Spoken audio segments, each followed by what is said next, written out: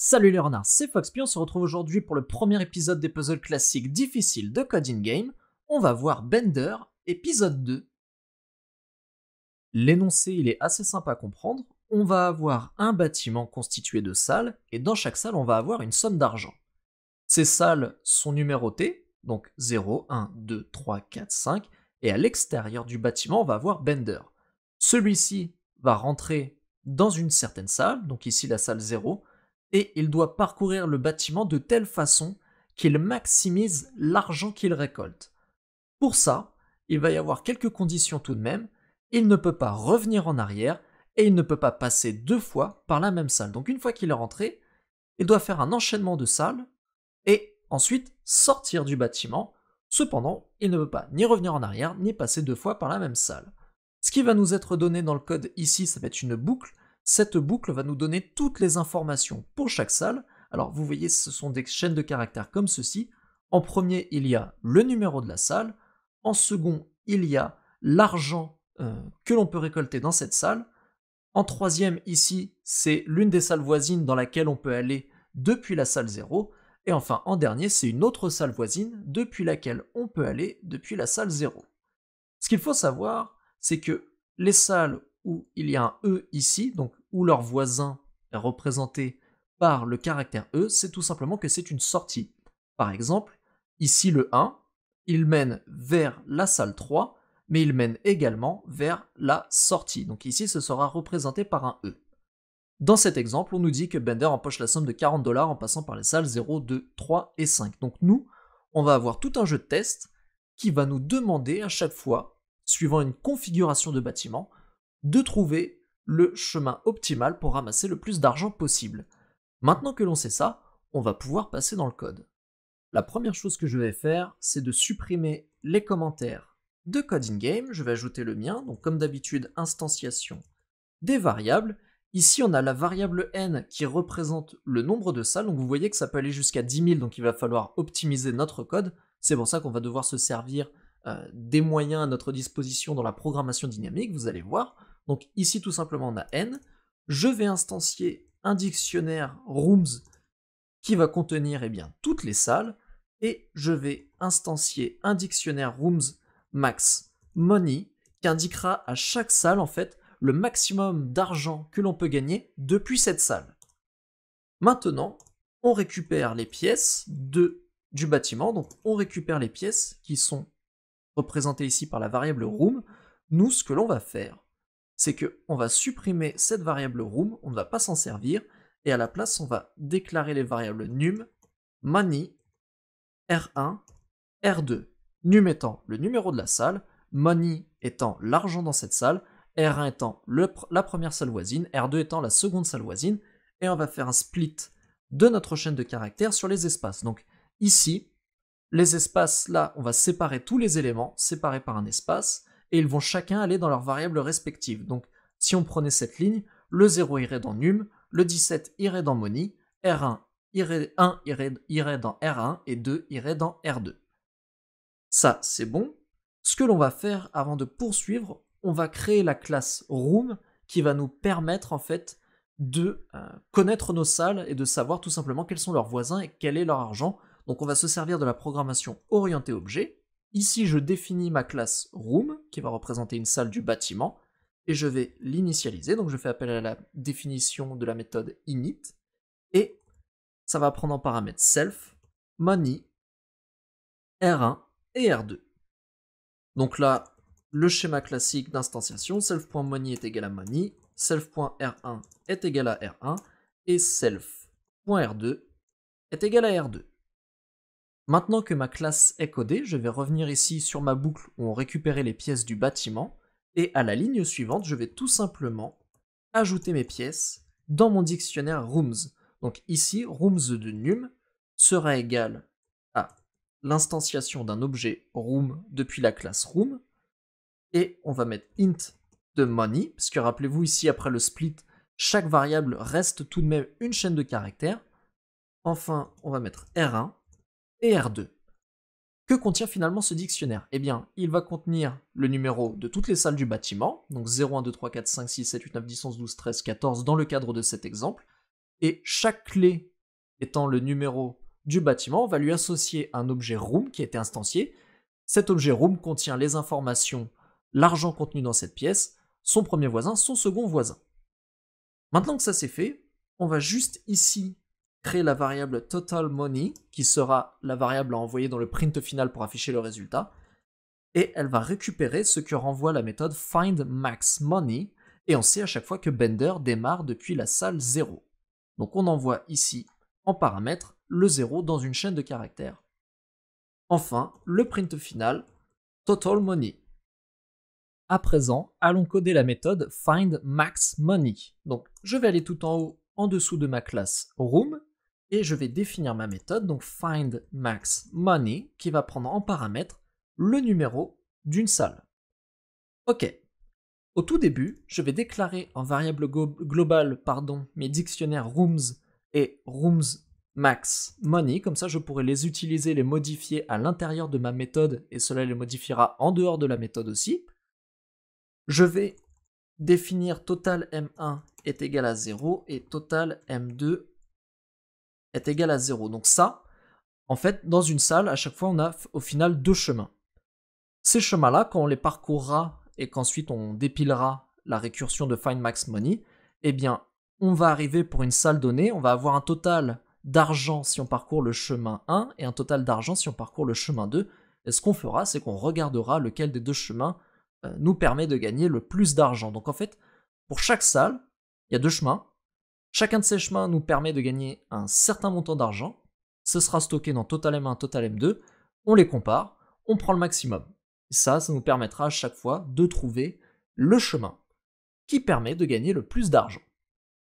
Maintenant, il nous faut un moyen de stopper notre récursion. Donc on va faire notre structure conditionnelle ici. Alors petit commentaire, si on a déjà calculé le maximum qu'on pouvait obtenir pour cette salle, on renvoie ce maximum. Ce que je veux dire, c'est que si on retourne ici dans la méthode findMaxMoney, mais que pour la salle on a déjà calculé le maximum d'argent qu'elle pouvait faire, alors on peut déjà faire le return. Pour ça, il suffit de tester si num est dans les clés de roomsMaxMoney, donc if num in roomsMaxMoney.keys. Si c'est le cas, alors return roomsMaxMoney de num. On le connaît déjà, on n'a pas besoin de reparcourir tous les chemins depuis num, on a déjà la réponse, on connaît déjà le maximum d'argent, donc on le renvoie. Ok. Maintenant, il va nous falloir déterminer justement quel chemin ramène le plus d'argent. Donc on va faire un premier test pour le premier chemin et on va faire un second test pour le second chemin. Donc ici, je vais mettre un petit commentaire, sinon on le calcule en parcourant ces chemins. Si rooms de num.r1 est égal à E, donc si c'est une sortie, si pour une salle donnée, on a une sortie, rooms de num, donc c'est rooms et num c'est la clé, et à chaque clé est associé un objet room, et ici on teste donc l'attribut R1 de l'objet room. L'attribut R1, c'est tout simplement l'indicatif de la salle voisine. Donc si c'est égal à E, c'est que c'est une sortie. On a donc fini de parcourir tous les chemins avec M1, donc total M1 est égal à rooms de num.money. Donc c'est égal à la valeur de l'argent qu'il y a dans cette dernière pièce. Sinon, c'est qu'il existe une autre pièce sur laquelle on peut aller, donc total M1 va se voir incrémenter de rooms num et ici money plus, et c'est là qu'aura lieu notre récursion, findMaxMoney de rooms de num.r1. Ok, donc là, tout ça c'est pour calculer les valeurs maximales à chaque fois qu'on prend le chemin numéro 1. On va faire ça pour le chemin numéro 2. Alors ça je sais, pour le moment c'est pas une bonne pratique puisque on va faire finalement une sorte de copier-coller des codes, donc il faudrait plutôt le remettre dans une méthode après.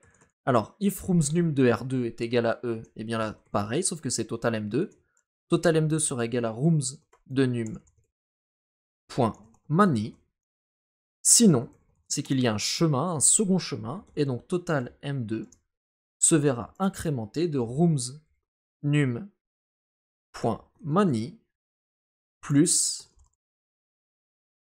find max money de rooms num.r2.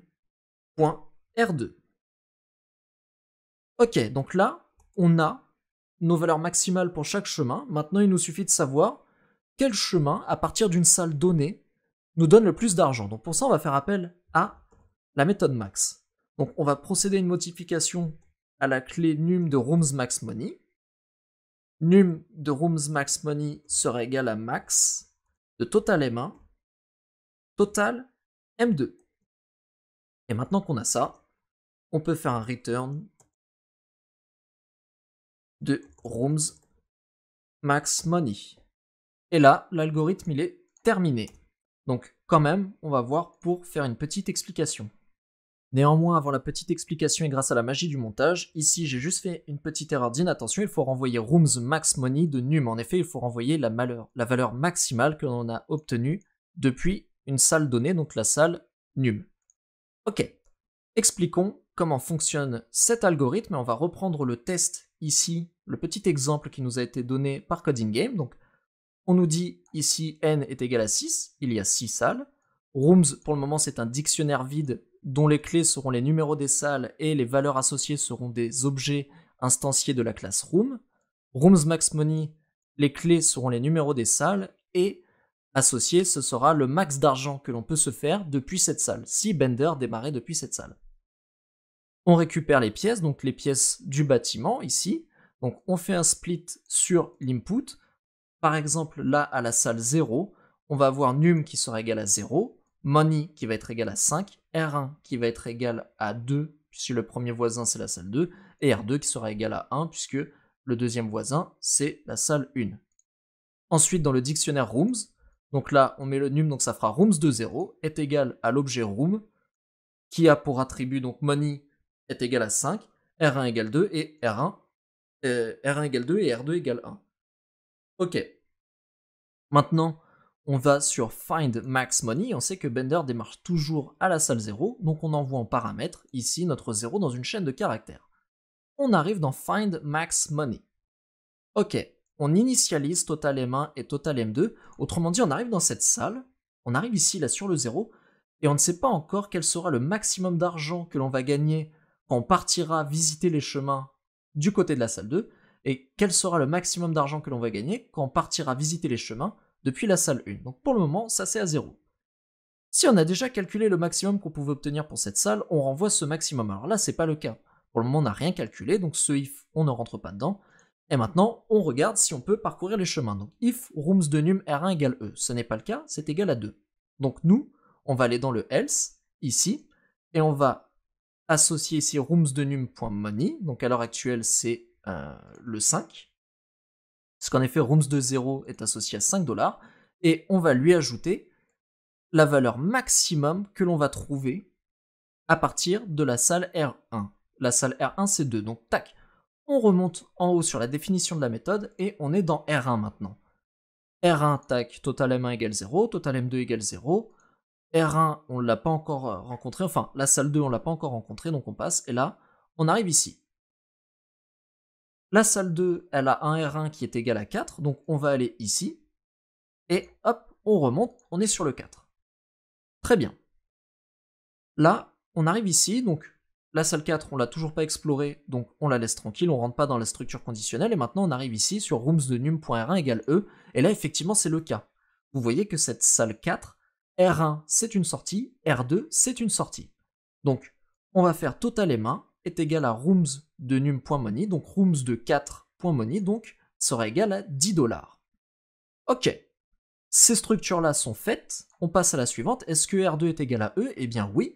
Donc total M2 sera égal à roomsnum.money, donc 10 $. On peut sortir de ces structures conditionnelles et passer ici. Donc quel est le maximum entre total M1 et total M2? Eh bien c'est la même chose. Total M1 vaut 10 et total M2 vaut 10. Par conséquent, le maximum d'argent qu'on peut se faire en partant de la salle 4, c'est 10 $. Donc ce que l'on fait, c'est que dans le dictionnaire Rooms Max Money, on associe la clé 4 à 10 $. Cette clé, on la renvoie. Donc on dépile notre méthode récursive. On revient ici. Sauf que, ici, notre num, c'était le num de la salle d'avant, donc c'était la salle numéro 2. Total M1 va être égal à l'argent qu'il y a dans la salle numéro 2, plus l'argent du chemin qui était le plus prolifique par rapport à la salle 4. Donc ici, c'est 10 $. Donc 20 plus 10, total M1, est égal à 30. Ok. Alors, est-ce que R2 pour la salle 2, c'est une sortie? Eh bien non, c'est la salle 3. Donc ce que l'on va faire, on va aller ici, et total M2, hop, petite erreur ici au passage, total M2 sera égal à l'argent qu'il y a dans M2, plus l'argent que l'on va trouver en allant sur R3. Alors je vais juste noter ici, c'est pour la salle 2, on va avoir 20 $. 30 $, voilà. Tac. On remonte. Ah oui, je travaille avec tellement de langage en ce moment que c'est difficile parfois de jongler. Donc voilà, on part sur la salle 3, on remonte tout en haut. On est sur la salle 3, on ne l'a jamais visitée, donc on ignore cette structure conditionnelle, et la salle 3, elle a un R1 et un R2, un R1 qui va en 5, et un R2 qui va dans la sortie. Donc commençons par R1. R1, ce n'est pas une sortie, donc ici, on va aller dans Total M1 plus Room machin, et Find Max Money, et là on va aller dans la salle 5. Donc on remonte encore une fois, on arrive à Find Max Money de 5, 5 on ne le connaît pas, donc on ne s'intéresse pas à cette structure conditionnelle, et là 5, il est constitué de 2 sorties. Donc comme tout à l'heure, Total M1 sera égal à roomsnum.money, Total M2 sera égal à roomsnum.money, ça vaut 10 $, donc ici rooms max money de 5 sera égal à 10 $, et on renvoie rooms max money de 5. On dépile notre fonction et on retourne à la salle précédente, c'était la salle 3. Donc nous sommes ici, nous sommes à la salle 3 ici, et on vient de trouver qu'en allant à la salle 5, on gagne 10 $. Ensuite, à notre salle 3, on peut avoir 5 $, donc on fait 5 plus 15, et notre total M1 est égal à 15, ça fera 0 plus 15 ici. À présent, toujours sur notre salle 3, donc on est ici, on va tester la deuxième sortie, et là c'est une sortie, c'est bien un exit. Donc total M2 sera égal juste à l'argent de cette salle, donc ça sera égal à 5. On compare, total M1 est égal à 15, et total M2 est égal à 5. Quel est le plus grand? Eh bien c'est 15, c'est quand on prend le chemin pour aller vers la salle 5. Donc le maximum d'argent que l'on peut gagner depuis la salle numéro 3, c'est 15. Donc on renvoie Rooms Max Money de num. À présent dans Rooms Max Money, au 3, il est associé 15. Alors je vais juste faire un petit commentaire pour Rooms Max Money, comme ça on ne se perdra pas. Donc depuis la salle 4, on peut gagner au maximum 10 $. Depuis la salle 5, on peut gagner au maximum 10 $. Depuis la salle 3, on peut gagner au maximum 15 $. Maintenant, on était donc dans la deuxième sortie de la salle 2, donc la salle numéro 3. On dépile, on se retrouve ici. Là, num est égal à 2. Rooms de num.money, donc ça fait 2, ça fait 20 $, plus find max money, et ici on était en salle 3, et en salle 3, on a récupéré 15 $, donc ça fait 35 $. Total M2, on a récupéré 35 $. À présent, on compare quel chemin était le plus garni en argent. Est-ce que c'était le chemin quand on partait vers la salle 4 ou est-ce que c'est le chemin quand on partait vers la salle 3? Eh bien, c'est total M2, c'est quand on partait vers la salle 3, puisque vers la salle 3, on a pu ramasser 5 $ dans la salle 3 et 10 $ dans la salle 5. Donc, Rooms Max Money de 2 sera égal à 35 $. Donc ici, dans Rooms Max Money, tac, j'associe mon 35 $. Et on peut enfin renvoyer ici Rooms Max Money de 2, donc on renvoie 35. On retourne ici sur notre salle 0, donc on revient à notre premier appel de fonction Find Max Money, et on arrive ici. Je vais pouvoir supprimer d'ailleurs les commentaires de la salle 2 comme ceci. Donc on revient ici. Ici on a trouvé 35 $, et sur la salle 0, il y a 5 $, donc total M1 va être égal à 40 $. Je vais mettre ici salle U, salle 0, 40. Voilà. Maintenant, on a testé tous les chemins depuis la première sortie de la salle 0. Passons à la deuxième sortie de la salle 0, donc en allant sur la salle 1. Est-ce que rooms de 0.r2 est égal à exit? Non, vu que ça va vers la salle 1, donc on arrive ici. Find max money de 1, tac, on remonte tout en haut. Num est égal à 1, donc on est ici. R1, dans la salle 1, c'est la salle 3. Donc ici, on va aller dans Find Max Money, dans la salle 3. Tac, on remonte ici. Là par contre, le maximum que l'on peut gagner depuis la salle 3, on l'a déjà calculé. En effet, il est dispo à la clé numéro 3 de Rooms Max Money, et c'était 15$. Donc on renvoie directement 15$ sans tester tous les chemins depuis la salle 3, puisqu'on les a déjà testés tous les chemins. Donc on renvoie cet argent et ça fait 15$. Alors ici, on sait que depuis la salle 1, en allant vers la salle 3, on se fait 15$.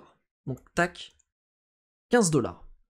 On est ici dans Find Max Money de 1, donc on est à la salle 1, et on va comparer l'argent qui était gagné entre R1 et R2. Alors attendez, juste salle 1, ça doit être ici, puisque c'était le R1 de notre salle 1. En effet, R1 pour la salle 1, ça va vers le 3, et le R2, ça va vers la sortie. Donc là, pour la salle numéro 1, on va comparer l'argent qu'on peut gagner en allant vers la salle 3 ou en sortant. Donc, max entre Total M1 et Total M2. Total M1, il vaut 15$. Total M2, Total M1, il vaut, l'argent de la salle, donc 10$ plus 15$, donc il vaut 25$. Et par la sortie, donc Total M2, il vaut juste 10$. Donc on va comparer 25$ et 10$. Cela fait 25. On va récupérer le max. Donc l'association ici de la salle 1, c'est 25. On va renvoyer ceci. Donc on renvoie Rooms Max Money de 1 qui vaut 25$. On retourne sur Find Max Money de 0, donc sur notre première salle. Et maintenant qu'on sort ici de ce Find Max Money de 0, on va pouvoir comparer l'argent que l'on a gagné sur le premier chemin et le second. Alors, si on va vers la salle 1, à partir de la salle 0, on sait qu'on peut gagner 25$. Si on va vers la salle 2 en partant de 0, on sait qu'on peut gagner 35$. Donc le maximum entre Total M1 qui vaut 35$ et Total M2 qui vaut... attendez, non, c'est 40$. Ici, donc le maximum, que l'on peut gagner en allant du côté 2, c'est 35$. Et le maximum que l'on peut gagner en allant du côté de la salle 1, c'est 25$. À ça, on ajoute l'argent de la pièce. Donc ici, 5 plus 35, ça fait 40. Et 5 plus 25, ça fait 30. Donc quel est le maximum entre 30 et 40 ? C'est 40. Donc le maximum que l'on peut se faire depuis la salle 0, c'est 40. Donc on renvoie 40. À ce moment-là, on a parcouru tout notre bâtiment. Et ici, Total Money sera égal à 40. Et on pourra l'afficher. Ce que vous pouvez constater, c'est qu'en fait, on teste tous les chemins, et à chaque salle, on calcule le maximum d'argent que l'on peut avoir depuis cette salle, et puis on dépile, on revient en arrière, on revient en arrière, on revient en arrière, on revient en arrière, jusqu'à revenir à la salle 0. Et à chaque fois, on compare les deux chemins, les deux chemins, les deux chemins, les deux chemins, depuis ces deux chemins, quel est le maximum d'argent que je peux me faire, et on fait ça pour toutes les salles, on revient au début, et on a le maximum d'argent que Bender peut amasser en traversant le bâtiment. Donc c'est un algorithme assez intéressant, juste ici, là, ces deux structures conditionnelles, elles se répètent, donc il faudrait nettoyer un petit peu le code pour que ça fasse juste une fonction qui fasse ça. Mais là, on a terminé notre algorithme et on a expliqué le fonctionnement pour récupérer le maximum d'argent dans ce bâtiment. On va pouvoir lancer les tests. C'est parti. Donc ça passe, pour le moment ça a l'air de passer. Hop, tout est passé ici, on va soumettre. Et voilà, c'est un 100%, l'exercice est résolu. Merci à toutes et à tous d'avoir suivi ce premier épisode des puzzles classiques difficiles de Coding Game. Si cet épisode vous a plu, n'hésitez pas à le liker, à le partager et à le commenter. On se retrouve très bientôt pour un nouvel épisode sur Coding Game.